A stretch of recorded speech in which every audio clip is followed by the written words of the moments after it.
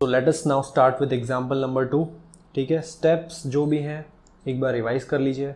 जब हम ये एग्जांपल सॉल्व करेंगे तो जैसे ही मैं कहता हूँ स्टेप 1 तो आप स्टेप 1 देखिए, स्टेप 2 तो आप स्टेप 2 एक बार रीड करिए, है ना, आपने नोट डाउन किए हुए हैं स्टेप्स, ठीक है, तो आपको और ज़्यादा क्लैरिटी आएगी। Fine.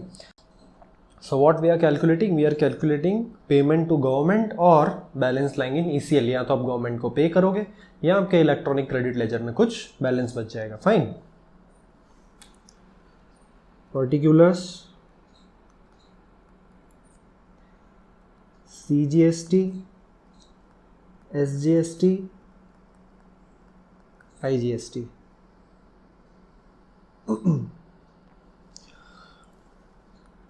Output tax. Yes, question number 2 में हमारा आउटपुट टैक्स कितना है? IGST 1000, CGST 2500, SGST 2500।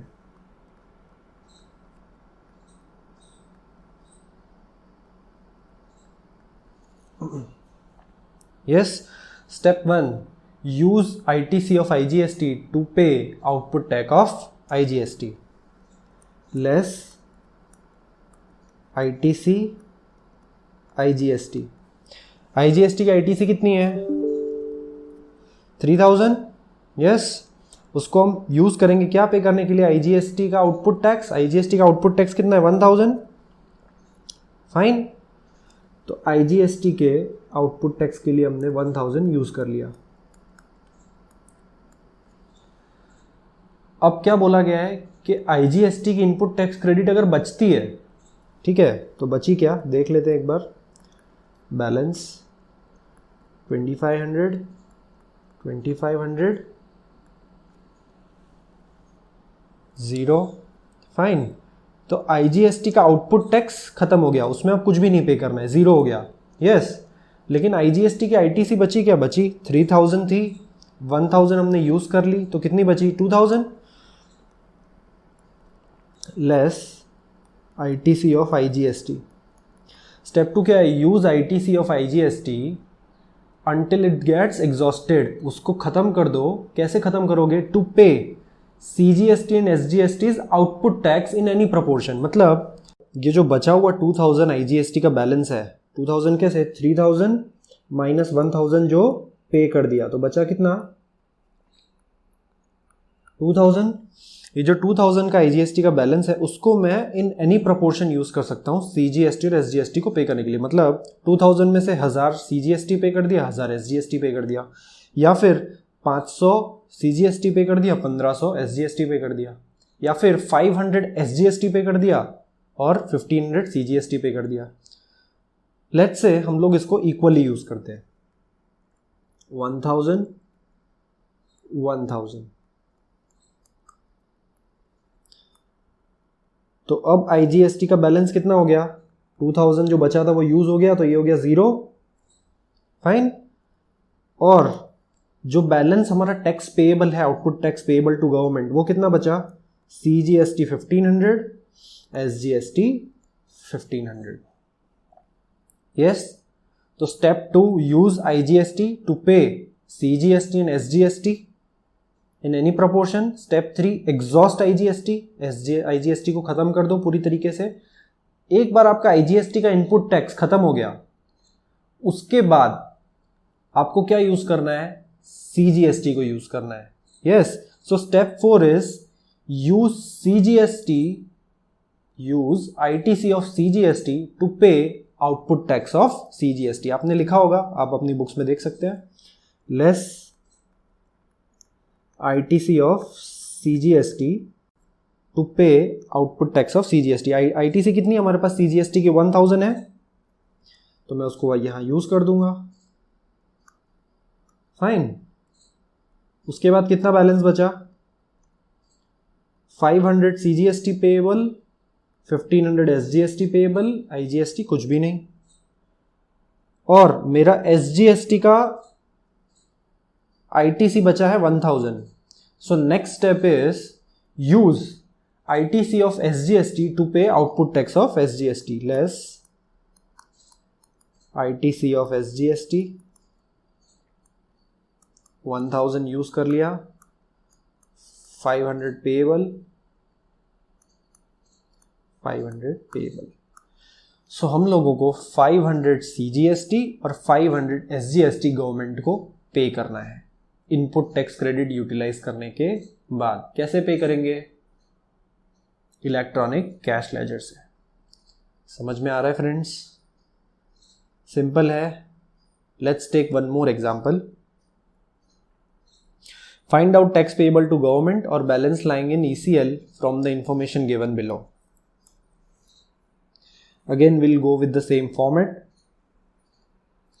Particulars, CGST, SGST, IGST.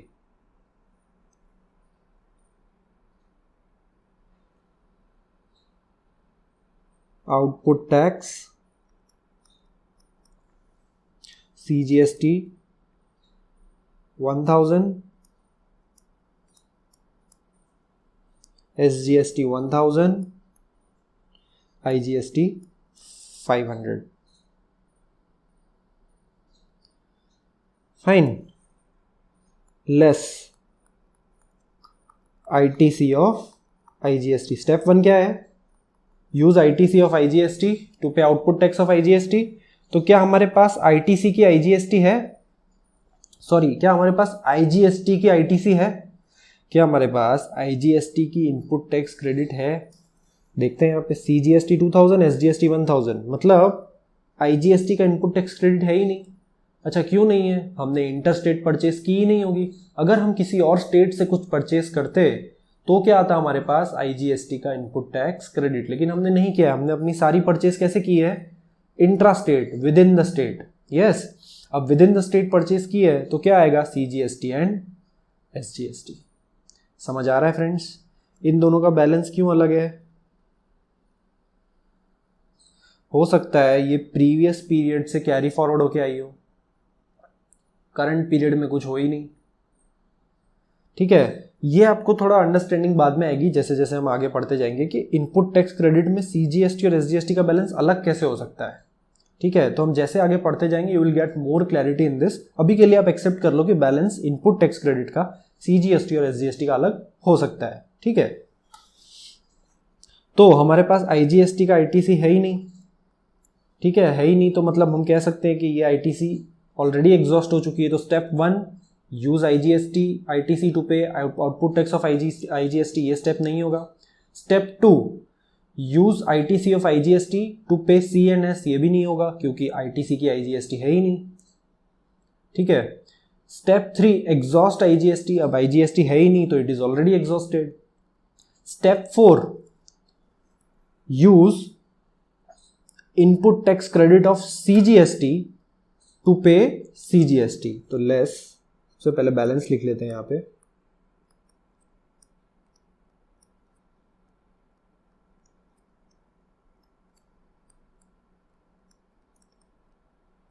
ITC CGST, okay, ITC कितनी है? CGST की 2000 है हमारे पास, लेकिन आउटपुट टैक्स कितना है?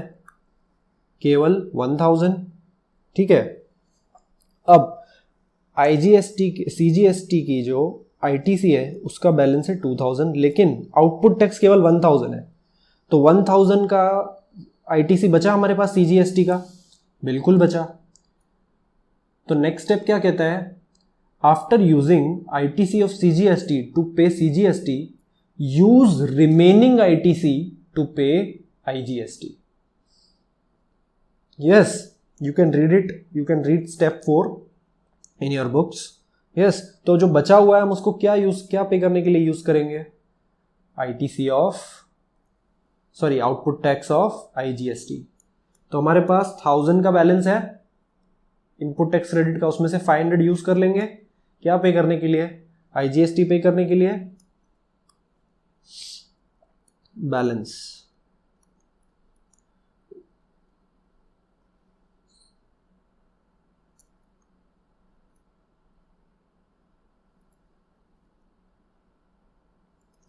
zero, SGST 1000 is still payable and IGST also 0. अब फ्रेंड्स, इसमें से हमने 1000 IGST पे किया सॉरी 1000 CGST पे किया और 500 क्या पे किया IGST, इसके बाद भी 500 बचे ना। तो आप सोच रहे होंगे कि इस 500 को SGST पे करने के लिए यूज कर दो, लेकिन लॉ ये कहता है कि you can not use CGST's ITC to pay SGST's output tax. मतलब CGST के क्रेडिट को आप SGST का टैक्स पे करने के लिए यूज नहीं कर सकते हो। सिमिलरली आप SGST की जो इनपुट टैक्स क्रेडिट है उसको CGST पे करने के लिए यूज नहीं कर सकते हो, ठीक है। तो CGST को SGST पे करने के लिए और SGST को CGST पे करने के लिए यूज नहीं कर सकते हैं, अलाउड नहीं है, ठीक है। ये सम करने के बाद मैं आपको उसका लॉजिक समझाने की कोशिश करूंगा, ठीक है। नेक्स्ट स्टेप क्या है, use ITC of SGST to pay output tax of SGST. ITC of SGST is 1000 and output tax is also 1000. So tax payable to government is nil. Government को कुछ भी पे नहीं करना है। और इसके अलावा हमारे पास CGST के इलेक्ट्रॉनिक क्रेडिट लेजर के CGST वाले कॉलम में 500 बैलेंस बचेगा, जो क्या होगा नेक्स्ट पीरियड में कैरी फॉरवर्ड। समझ में आ रहा है फ्रेंड्स? तो समझना अब हमें यह था कि CGST की जो क्रेडिट है वो SGST के सामने क्यों नहीं यूज कर सकते, और SGST का जो आउटपुट टैक्स है उसको CGST की क्रेडिट यूज करके पे क्यों नहीं कर सकते। मीनिंग देयर बाय आप SGST के आउटपुट को CGST की ITC से पे नहीं कर सकते और CGST के आउटपुट को SGST की ITC से पे नहीं कर सकते। इसका लॉजिक क्या है? अगर हमने ये पढ़ा था ड्यूअल GST सिस्टम के सेंट्रल गवर्नमेंट की अपनी रिस्पॉन्सिबिलिटीज होती है, स्टेट गवर्नमेंट की अपनी रिस्पॉन्सिबिलिटीज होती है, जिसकी वजह से इंडिया में क्या है, ड्यूअल GST मॉडल, ठीक है। रिस्पॉन्सिबिलिटीज फुलफिल करने के लिए दोनों को चाहिए रिसोर्सेस। अब दोनों को रिसोर्सेस चाहिए तो resources they need in the form of money, ठीक है। CGST का पूरा पैसा जाता है सेंट्रल गवर्नमेंट के पास, SGST का पूरा पैसा जाता है स्टेट गवर्नमेंट के पास, ठीक है। अब जो SGST है उसका जो आउटपुट टैक्स है से सपोज 2000 है, उससे आप CGST का इनपुट टैक्स क्रेडिट यूज करोगे, यानी CGST का जो इनपुट टैक्स क्रेडिट है उसको आप यूज करोगे IGST का आउटपुट टैक्स पे करने के लिए, तो स्टेट गवर्नमेंट का रेवेन्यू कम हो जाएगा। कैसे? जो मैंने ITC आया मेरे पास CGST का, ठीक है, मैंने किसी ने इनवॉइस रेज किया जिसमें 1000 CGST 1000 SGST इस तरीके से इनपुट टैक्स क्रेडिट मुझे मिला। तो मैंने जो 1000 का CGST इनपुट टैक्स क्रेडिट लिया वो रेवेन्यू किसके पास गया? सेंट्रल गवर्नमेंट के पास। आपने 1000 जो दिया वो किसको दिया? सेंट्रल गवर्नमेंट को, और 1000 दिया स्टेट गवर्नमेंट को। अब मेरे पास आया 2000 का आउटपुट टैक्स, किसका? SGST का। तो 2000 का जो आउटपुट टैक्स आया उसमें से मैं 1000 का जो इनपुट टैक्स है वो स्टेट गवर्नमेंट का माइनस करूं तो चलेगा, ठीक है, क्योंकि रेवेन्यू किसका है? SGST जो ITC है वो रेवेन्यू किसका है? स्टेट गवर्नमेंट का। और SGST जो आउटपुट टैक्स जो मैं पे करने वाला हूं वो भी किसका रेवेन्यू है? स्टेट गवर्नमेंट का। तो SGST में से SGST माइनस करूंगा तो चलेगा, लेकिन 2000 का जो SGST है उसमें से मैं ITC और CGST माइनस करूंगा तो इससे स्टेट गवर्नमेंट का रेवेन्यू हर्ट होगा। कैसे? कि जो मैंने 1000 रुपए CGST की ITC है वो किसको पे की थी? सेंट्रल गवर्नमेंट को। क्या मैंने वो स्टेट गवर्नमेंट को पे की थी? नहीं। तो जो आपने सेंट्रल गवर्नमेंट को पे किया है वो आप यूज कर रहे हो स्टेट गवर्नमेंट का टैक्स पे करने के लिए, तो इससे स्टेट गवर्नमेंट का रेवेन्यू क्या हो जाएगा?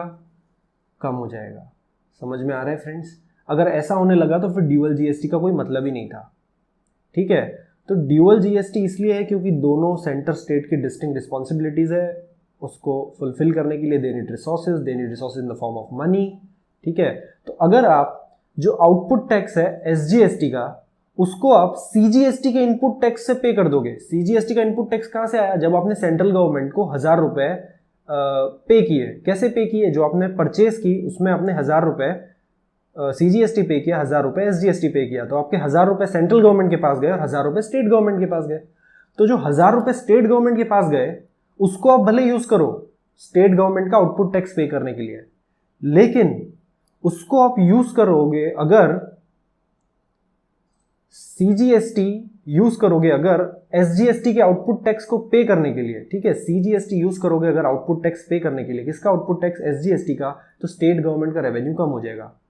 उसी तरीके से अगर आप सीजीएसटी का जो आउटपुट टैक्स है सपोज 2000, उसमें से आप 1000 रुपए अगर एसजीएसटी का इनपुट टैक्स माइनस करते हो, तो आपने क्या किया, जो पैसा स्टेट गवर्नमेंट को दिया था 1000 रुपए, वो यूज किया सेंट्रल गवर्नमेंट का रेवेन्यू कम करने के लिए, यानी सेंट्रल गवर्नमेंट को 2000 देने थे, लेकिन उसमें से आपने क्या माइनस किया, जो आपने स्टेट गवर्नमेंट को 1000 रुपए दिए, यानी 1000 रुपए एसजीएसटी, तो इससे सेंट्रल गवर्नमेंट का रेवेन्यू हर्ट हो जाएगा। समझ में आ रहा है फ्रेंड्स? तो दोनों के रेवेन्यू का बैलेंस बना रहे, दोनों को अपना अपना रेवेन्यू मिलता रहे, इसीलिए सीजीएसटी को एसजीएसटी के सामने और एसजीएसटी को सीजीएसटी के सामने यूज नहीं कर सकते। अच्छा, आईजीएसटी को यूज करना कैसे अलाउड है?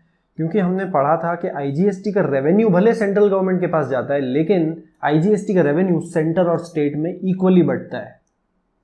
ठीक है, जिस स्टेट में गुड्स का कंजम्पशन होगा उस स्टेट का रेवेन्यू होगा। हमने पढ़ा था GST is a consumption based tax. तो जिस स्टेट में गुड्स कंज्यूम होंगे उस स्टेट गवर्नमेंट का क्या होगा, रेवेन्यू। फाइन। अब मैंने अहमदाबाद से मुंबई सप्लाई किया तो रेवेन्यू किसका, महाराष्ट्र गवर्नमेंट का, और उस पे क्या लगेगा, IGST, because inter state supply है। तो जो आईजीएसटी होगा वो कलेक्ट कौन करेगा, सेंट्रल गवर्नमेंट, लेकिन उसका एक हिस्सा सेंट्रल गवर्नमेंट किसको दे देगा, स्टेट गवर्नमेंट को, यानी 50% किसको दे देगा, स्टेट गवर्नमेंट को। तो ये है लॉजिक कि सीजीएसटी को और एसजीएसटी को आप आमने सामने सेट ऑफ क्यों नहीं कर सकते, और आईजीएसटी को क्यों आप सेट ऑफ कर सकते हो, सी और एस दोनों के सामने। समझ में आ रहा है फ्रेंड्स? यस, क्लियर है? Let's see one more example on this.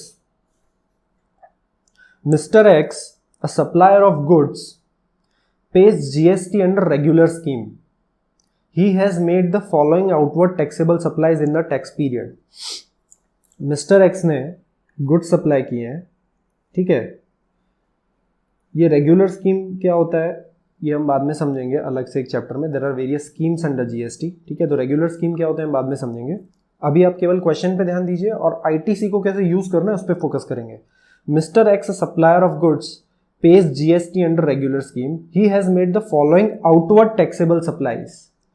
Outward taxable supplies in a tax period. Fine.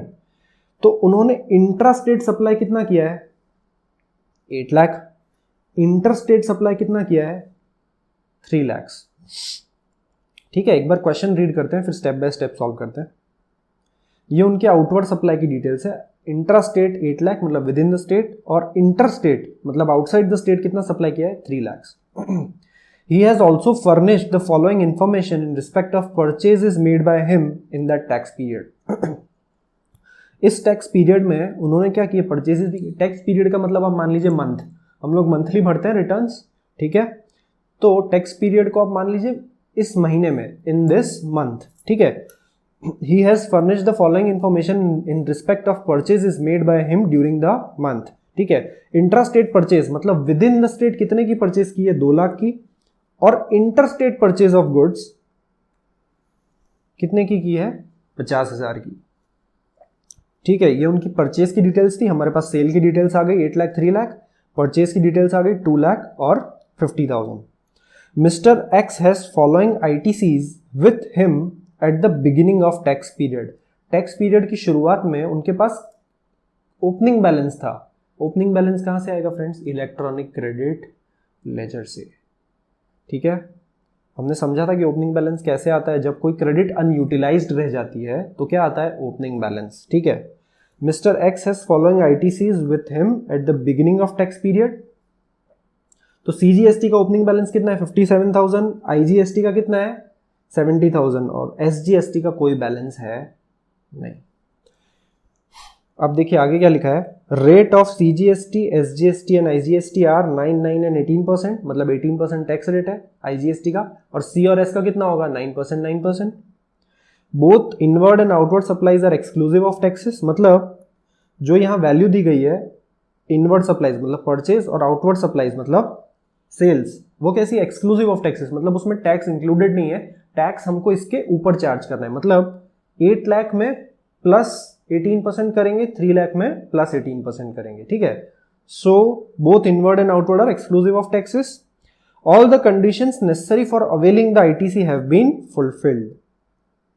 ये सेंटेंस आपको समझ में नहीं आएगा, ये हम नेक्स्ट चैप्टर में समझेंगे, ठीक है। Compute the minimum GST payable in cash by mister X during the tax period, make suitable assumptions as required. क्या कंप्यूट करना है? जीएसटी जो उसको गवर्नमेंट को पे करना है।